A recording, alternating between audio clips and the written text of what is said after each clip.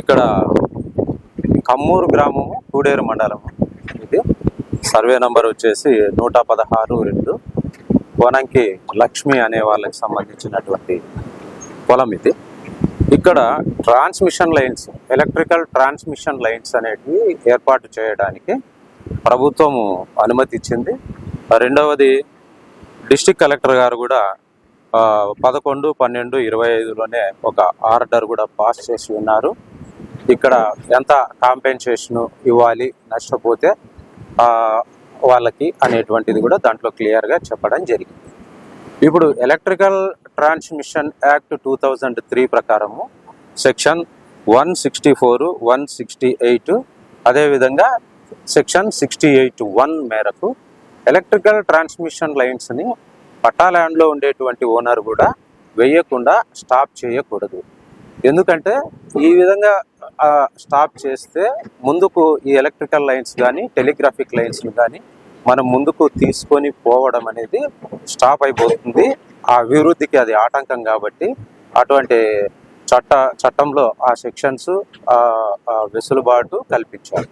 మళ్ళీ పట్టా ల్యాండ్కి సంబంధించి ఆ ఎలక్ట్రికల్ ట్రాన్స్మిషన్ లైన్స్ వేసిన తర్వాత పట్టాదారుకు కలిగేటువంటి అసౌకర్యం ఏమంటే కేవలము ఆ ట్రాన్స్మిషన్ పోలు వేయడం వల్ల కొంత పంట నష్టము జరుగుతుంది.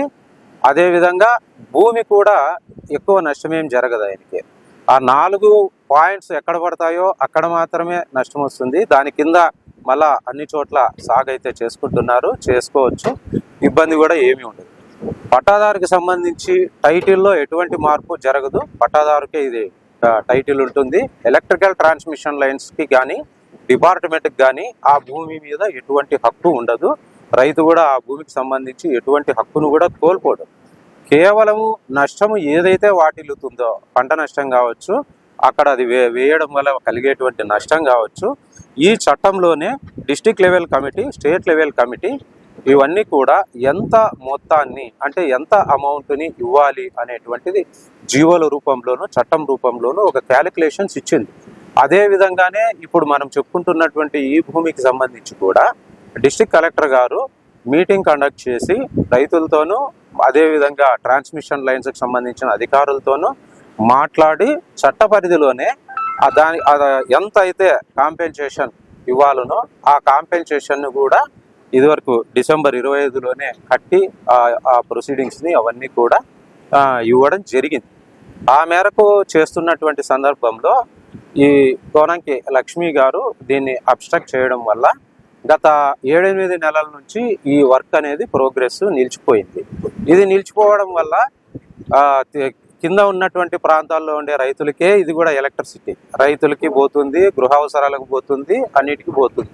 ఇది పబ్లిక్ పర్పస్కి ఉపయోగిస్తున్నటువంటిదే. ఈ పబ్లిక్ పర్పస్కి ఉపయోగించేటువంటి వాటిని నిరోధించడానికి లేదు. కాబట్టి మేము ఈరోజు ఈ ఎగ్జిక్యూషన్ ఆఫ్ వర్క్ని కలెక్టర్ గారి ఆదేశాల మేరకు మనం ఇక్కడ చేస్తున్నాం. సార్, ఒకటి ఈయన ఈ పొలానికి సంబంధించి డాక్టర్ కోనంకి చంద్రశేఖర్ గారు లక్ష్మి ఆయన ఏం చేస్తున్నారంటే దౌర్జన్యంగా రెవెన్యూ వాళ్ళు, పోలీసులు దౌర్జన్యంగా మా పొలంలోకి వచ్చి చేస్తున్నారని గత వారం రోజులుగా సోషల్ మీడియా వేదికగా విపరీతమైన ఆరోపణలు చేస్తున్నారు. దానికి చెప్తున్నాను కదా, చట్ట పరిధిలో ఉన్నటువంటి సెక్షన్ల గురించి మీకు చెప్పాను. ఇప్పుడు section 85(1) and section 164 of electrical transmission act 2003 ఇది క్లియర్గా ఏం చెప్తుందంటే ఏ పట్టాదారుడు కూడా ఎలక్ట్రికల్ లైన్స్ని కానీ టెలిగ్రాఫిక్ లైన్స్ని కానీ వేసేటప్పుడు అబ్స్ట్రక్షన్ చేయరాదు. ఇందులో దౌర్జన్యము అనేటువంటిది డిపార్ట్మెంట్ ఎప్పుడు చేయదు. పరిహారం విషయంలోనే తనకు తక్కువ ఇస్తున్నారు అనేది ఆయన ఆరోపణ ఉంది. పరిహారానికి సంబంధించి మనకి ఏవైనా అబ్జెక్షన్స్ ఉంటే డిస్ట్రిక్ట్ లెవెల్ కమిటీలో headed by the district collector గారు ఉన్నారు. అక్కడ ఇతను వేసుకోవచ్చు, ఒక రిప్రజెంటేషన్ అప్పీలు ఏదైనా వేసుకొని ఇంకా పరిహారము ఆయన అధికంగా కావాలన్నప్పుడు ఆ పారామీటర్స్ అవన్నీ చూసిన తర్వాత ఆయనకి ఎక్కువ ఇవ్వాల్సి ఉంటే కనుక ఖచ్చితంగా ఎక్కువ ఇవ్వడం జరుగుతుంది. అంటే ఆయన అధికారుల మీద పోరాడుతాడా, ప్రభుత్వం మీద పోరాడుతాడా అర్థం కాని విషయం. ఇది తెలియదు కానీ మేమైతే మాకున్న చట్ట పరిధిలో ఇంచేపు చట్టాన్ని కూడా వివరించినాను.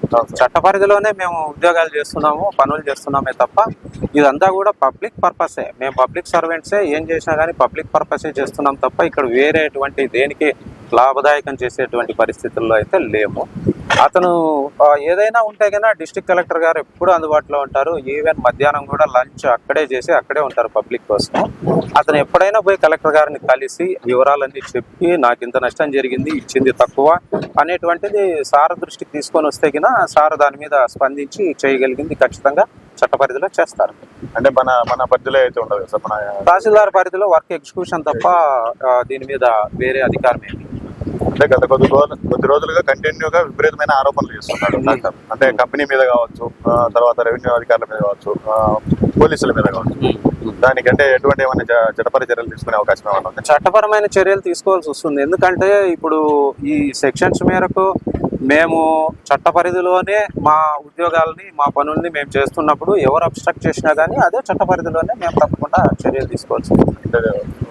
చట్టాలని వైలేట్ చేస్తున్నారు మరి అంతే కదా, చట్టాలని మనం వయోలేట్ చేస్తున్నట్లే కదా.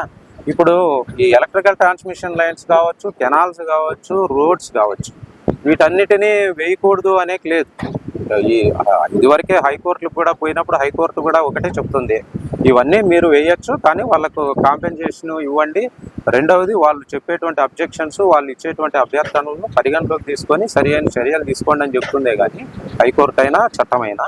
అంతేగాని ఇవి వేయకూడదు అనేది మాత్రం లేదు. అంటే మీ పరిధిలో ఈ ఒక్క టవర్ అయినా వివాదంగా ఉండే, మిగతా ఎక్కడైనా ఎక్కడ వివాదాలు అయితే లేవు, ఇది ఒక్క టవరే వివాదంగా ఉంది. ఆయన మొత్తం రైతులకు అందరికీ అన్యాయం జరుగుతుంది అన్నట్లు ఆరోపణ చేస్తుంటే ఇంకా వేరే టవర్ల వద్ద కూడా ఇలాంటి పరిస్థితి ఉందా? ఎక్కడ అయితే లేదు, మా దృష్టికి రాలేదు. ఎక్కడైనా సరే రైతులకి ఇటువంటి ఇది జరుగుతూ ఉంటే ఇప్పుడు డిస్ట్రిక్ట్ కలెక్టర్ గారు ఒకటి టోల్ ఫ్రీ నంబర్ కూడా పెట్టారు. దానికి రైతులు ఆ నంబర్ కూడా ఫోన్ చేసి మాకు ఈ ఇబ్బంది ఉంది అని చెప్తే ఆ ఇబ్బందిని సరి చేసేదానికి అటు కంపెనీ కానీ ఇటు ప్రభుత్వం కానీ సిద్ధంగా ఉంటుంది. అదే లాస్ట్ టైం కూడా ఒకసారి ఇదే గేట్లు తాళాలు పగలగొట్టి నా భూమిలోకి వెళ్ళారు వితౌట్ పర్మిషన్ అంటే పర్మిషన్ వాళ్ళకి ఎంతకాలం అయింది సార్ ఆయనకు? మీరు అంటే ఆయన నోటీస్ ఇచ్చి ఇప్పుడు ఇది 11/12/25లోనే దీనికి సంబంధించి జిల్లా కలెక్టర్ గారు ఆదేశాలు జారీ చేసి ఉన్నారు డిసెంబర్లోనే. దానికి సంబంధించినటువంటి నోటీసును కూడా ఒక 10 రోజుల క్రితం నేను పంపడం జరిగింది. అంటే తహసీల్దార్గా నేను ఇక్కడ ఉన్నటువంటి ఒక ప్రొసీడింగ్స్ ఇచ్చి చట్టానికి సంబంధించినటువంటి విషయాలన్నీ దాంట్లో పొందుపరచడం జరిగింది. అదేవిధంగా జిల్లా కలెక్టర్ గారు దానికి సంబంధించి ఎంత కాంపెన్సేషన్ ఇచ్చినారు, దీని మీద ఏమైనా అభ్యర్థనలు అవి ఇవి ఉంటే మీరు ఏం చేయొచ్చు అనేది కూడా దాంట్లో క్లియర్గా రాసి ఇవ్వడం జరిగింది. ఇవన్నీ చేసిన తర్వాత కూడా అలో చేయకపోవడం వల్ల ఈరోజు చట్టం తన పని తను చేయాల్సి వచ్చింది అంతే తప్ప ఇక్కడ ఏం దౌర్జన్యం అనేది ఏమీ లేదు. Okay sir, thank you very much.